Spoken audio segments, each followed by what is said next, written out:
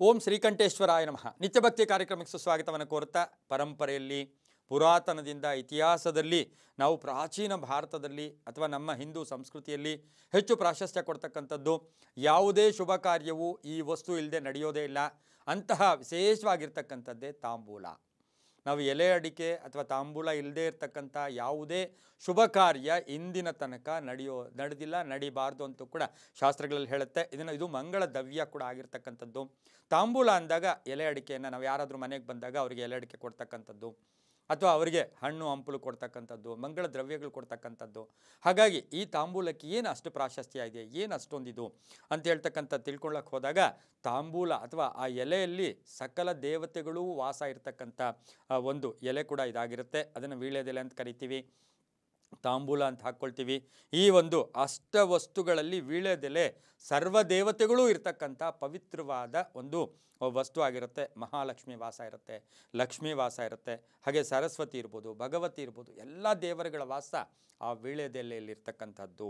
ಯಾಕೆ ಅಂತ ಹೇಳಿದ್ರೆ, ನಾವು ವೀಳ್ಯದೆಲೆಯನ್ನು ಒಂದು ಬಾಳೆಹಣ್ಣು ಇರ್ಬೋದು, ತೆಂಗಿನಕಾಯಿ ಇರ್ಬೋದು ಕೊಟ್ಟು ನಾವು ಯಾರಿಗಾದರೂ ಮನೆಗೆ ಬಂದಾಗ ಅವರಿಗೆ ನಾವು ಗೌರವಪೂರ್ವಕವಾಗಿ ಕೊಡ್ತಕ್ಕಂಥ ಒಂದು ಪದ್ಧತಿ ಕೂಡ ನಮ್ಮಲ್ಲಿರ್ತಕ್ಕಂಥದ್ದಾಗಿರುತ್ತೆ. ಯಾವಾಗಲೂ ಅಷ್ಟೇ ಎಲೆಯನ್ನು ಈ ರೀತಿ ಮುಂದಕ್ಕೆ ಚಾಚಿ ಆ ಎಲೆಯನ್ನು ಕೊಡ್ತೀವಿ. 2 ಅಡಿಕೆ ಇಟ್ಟು 2 ಬಾಳೆಹಣ್ಣು ಇಟ್ಕೊಡ್ತೀವಿ. ಆದರೆ ತೆಂಗಿನಕಾಯಿ ಇಟ್ಟಾಗ ಬಾಳೆಹಣ್ಣು ಅದ್ರ ಜೊತೆಯಲ್ಲಿ ಕೊಡಬಾರ್ದು ಅಂತೂ ಕೂಡ ಶಾಸ್ತ್ರ ಹೇಳುತ್ತೆ. ಇನ್ನು ಇದು ಯಾಕೆ ಅಂದರೆ ತೆಂಗಿನಕಾಯಿ ಪೂರ್ಣ ಫಲ. ವೀಳ್ಯದೆಲೆ ವಿಶೇಷ ನೋಡೋಕೆ ಹೋದಾಗ ನಾವು ಸಾಮಾನ್ಯವಾಗಿ ವೀಳ್ಯದೆಲೆಯನ್ನು ಹಾಕ್ಕೊಳ್ತೀವಿ ಮನೆಯಲ್ಲಿ. ಎಲೆ ಅಡಿಕೆ ಹಾಕ್ಕೊಳ್ತಕ್ಕಂಥ ಒಂದು ಪದ್ಧತಿ ಈಗಲೂ ಕೂಡ ಭಾರತ ದೇಶದಲ್ಲಿ, ಕರ್ನಾಟಕದಲ್ಲಿ ಎಲ್ಲ ಕಡೆ ಇರುತ್ತೆ. ಆದರೆ ಇದು ಶಾಸ್ತ್ರಬದ್ಧವಾಗಿ ಹಾಕ್ಕೊಂಡಾಗ ನಮ್ಮಲ್ಲಿ ಆರೋಗ್ಯದಲ್ಲಿ ಚೇಂಜ್ ಆಗುತ್ತೆ, ಜೀರ್ಣಶಕ್ತಿ ಚೆನ್ನಾಗಿರುತ್ತೆ, ಮತ್ತು ಆಲೋಚನಾ ಲಹರಿಗಳು ಚೆನ್ನಾಗಿರುತ್ತೆ, ಆಯಸ್ಸು ವೃದ್ಧಿ ಆಗುತ್ತೆ. ಅದಕ್ಕೆ ಬೇರೆ ಬೇರೆ ಏನೇನೋ ಬೆರೆಸ್ಕೊಂಡು ತಿಂತಕ್ಕಂಥದ್ದಲ್ಲ. ಕೇವಲ ಎಲೆ ಅಡಿಕೆಯನ್ನು, ಸುಣ್ಣ, ಇವು 3ಕ್ಕೆ ಪ್ರಾಶಸ್ತ್ಯ ಮಾತ್ರ ನಾವು ಕೊಡ್ತೀವಿ. ಇದನ್ನು ಹಾಕ್ಕೊಂಡಾಗ ನಮ್ಮಲ್ಲಿ ಸಾಕಷ್ಟು ಆಲೋಚನಾ ಲಹರಿಗಳು ತುಂಬ ಚೆನ್ನಾಗಿರುತ್ತೆ. ಅದರ ಜೊತೆಗೆ ನಾವು ಈ ದಾನಗಳಲ್ಲೂ ಕೂಡ ತಾಂಬೂಲ ದಾನಕ್ಕೆ ಹೆಚ್ಚು ಪ್ರಾಶಸ್ತ್ಯ ಕೂಡ ಕೊಡ್ತೀವಿ. ಆದರೆ ಈ ಒಂದು ಎಲೆ ಅಡಿಕೆಯನ್ನು ಪ್ರತಿ ದಿನ ವಾರ ಪೂರ್ತಿ ಹಾಕ್ಕೊಳ್ಳೋದಕ್ಕಿಂತ ಮಿಗಿಲಾಗಿ ಭಾನುವಾರ ಮತ್ತು ಗುರುವಾರ ದಿವಸ ಯಾರು ಈ ತಾಂಬೂಲವನ್ನು ಸಂಧ್ಯಾಕಾಲದಲ್ಲಿ ಹಾಕ್ಕೋತಾರೋ ಅವರಿಗೆ ಹೆಚ್ಚು ಶಕ್ತಿ ಇರುತ್ತೆ. ಯಾವ ವಾರ? ಭಾನುವಾರ ಮತ್ತು ಗುರುವಾರ ಸೂರ್ಯಾಸ್ತದ ಸಮಯದಲ್ಲಿ ಊಟ ಆದ ನಂತರ ಒಂಚೂರು ತಾಂಬೂಲವನ್ನು ಹಾಕ್ಕೊಂಡಾಗ ನಿಮ್ಮಲ್ಲಿ ಅದ್ಭುತವಾದ ಶಕ್ತಿ ಕೂಡ ಬರುತ್ತೆ, ತುಂಬಾ ಒಳ್ಳೆಯದಾಗತ್ತೆ. ನಾವು ಸಾಮಾನ್ಯವಾಗಿ ಯಾರಾದರೂ ಮಹಿಳೆಯರು ಅಥವಾ ಯಾರಾದರೂ ಮುತ್ತೈದೆಯರು, ಯಾರಾದರೂ ಬಂಧುಗಳು ಬಂದಾಗ ಈ ಎಲೆ ಅಡಿಕೆ ಬಾಳೆಹಣ್ಣು ಕೊಡೋಕ್ಕೆ ಹೋಗ್ತೀರಿ, ಅಡಿಕೆ ಇರೋದಿಲ್ಲ. ಸಾಮಾನ್ಯವಾಗಿ ಎಷ್ಟೋ ಮನೆಗಳಲ್ಲಿ ಪ್ರಶ್ನೆ ಉದ್ಭವ ಆಗುತ್ತೆ, ಅಡಿಕೆ ಇರೋದೇ ಇಲ್ಲ, ಅಡಿಕೆ ಅಂಗಡಿಯಿಂದ ತರೋಕ್ಕಾಗಲ್ಲ, ಬರೀ ಎಲೆ ಇದೆ, ಏನು ಮಾಡಬೇಕು? ಆ ಟೈಮಲ್ಲಿ ನಿಮಗೆ ಸಾಧ್ಯವಾದರೆ ಒಂದು 4 ಅಕ್ಷತೆ ಕಾಳನ್ನು ಇಟ್ಟು ಹಣ್ಣಿನ ಮುಖಾಂತರ ಅವರು ಕೊಟ್ಟರೂ ಕೂಡ ಅದು ಪೂರ್ಣ ಫಲ ಕೂಡ ಬರುತ್ತೆ.